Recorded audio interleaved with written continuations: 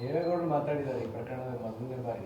ಕುಮಾರಸ್ವಾಮಿ ಅವರು ಹೇಳಿದ್ದಾರೆ ಈಗಾಗಲೇ ಪ್ರಜ್ವಲ್ ರೇವಣ್ಣ ಅವರು ಸೇರಿದಂತೆ ಎಲ್ಲರ ಮೇಲೂ ಕ್ರಮ ಆಗಲಿ ಅಂತ ಹೇಳಿದ್ದಾರೆ. ನಂದು ಅದೇ ಸ್ಟೇಟ್ಮೆಂಟ್ ಅಂತ ಮಾತಾಡಿದ್ದಾರೆ ದೇವೇಗೌಡರು. ನೋಡಿ, ದೊಡ್ಡವ್ರ ಬಗ್ಗೆ ನಾನು ಹೆಚ್ಚೇನು ಮಾತಾಡ್ಲಿಕ್ಕೆ ಹೋಗಲ್ಲ, ಅವ್ರು ನಮ್ಮ ತಂದೆ ವಹಿಸಿದ್ದಾರೆ. ಆದರೆ ಇಂಥ ಒಂದು ದೊಡ್ಡ ಪ್ರಕರಣ ಅವ್ರ ಮನೆಯಲ್ಲಿ ಅವ್ರ ಕಚೇರಿನಲ್ಲಿ ನಡೆದಾಗ ನಮ್ಮ ಎಕ್ಸ್ಪೆಕ್ಟೇಷನ್ ಏನು, ಒಂದು ಮ್ಯಾಗ್ನಾನಿಮಿಟಿ ಇರುತ್ತೆ ಅಂತ ಹೇಳಿ.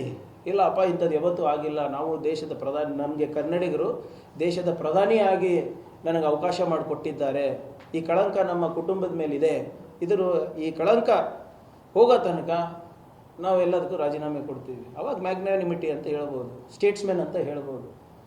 ಇವರು ಬರೀ ನಮ್ಮ ರಾಜೀನಾಮೆ ಕೇಳ್ತಾ ಇದ್ದಾರಲ್ಲ.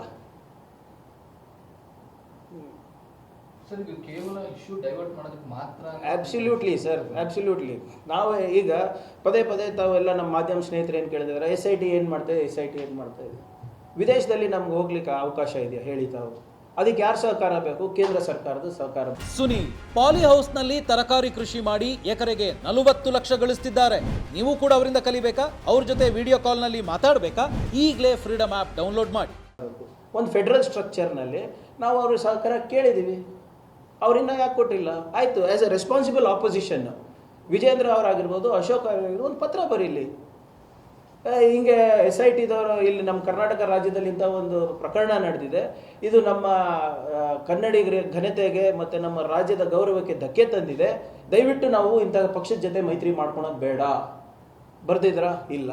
ಆಯಿತು, ಇಂಥದ್ದೊಂದು ಘಟನೆ ನಡೆದಿದೆ, ಇದರಿಂದ ನಮಗೆ ಭಾಳ ನೋವು ಉಂಟಾಗಿದೆ, ಆದ್ದರಿಂದ SITಗೆ ಅಥವಾ ರಾಜ್ಯದ ಈ ರಾಜ್ಯ ಸರ್ಕಾರಕ್ಕೆ ತಮ್ಮ ಕೇಂದ್ರ ಸರ್ಕಾರ ಸಂಪೂರ್ಣವಾದಂಥ ಸಹಕಾರ ಕೊಡಿ ಅಂತ ಬರ್ದಿದ್ದಾರಾ? ಬರ್ದಿಲ್ಲ. ಸಿದ್ದರಾಮಯ್ಯ ಅವರು ಡಿಪ್ಲೊಮ್ಯಾಟಿಕ್ ಪಾಸ್ಪೋರ್ಟನ್ನು ಕ್ಯಾನ್ಸಲ್ ಮಾಡಿ ಅಂತ ಹೇಳಿದರು. ಅದಕ್ಕೇನು ಕೋರ್ಟು ಕಚೇರಿ ಅಂತ ಹೇಳ್ತಾ ಇದ್ದಾರೆ. ಮಿಕ್ಕಿದಕ್ಕೆಲ್ಲ ಕೋರ್ಟ್ ಕಚೇರಿ, ಇದು ಪಬ್ಲಿಸಿಟಿಗಲ್ವಾ? If he wants to see logical end for this, ಅಲ್ಲೇ ಹೇಳಬೇಕು.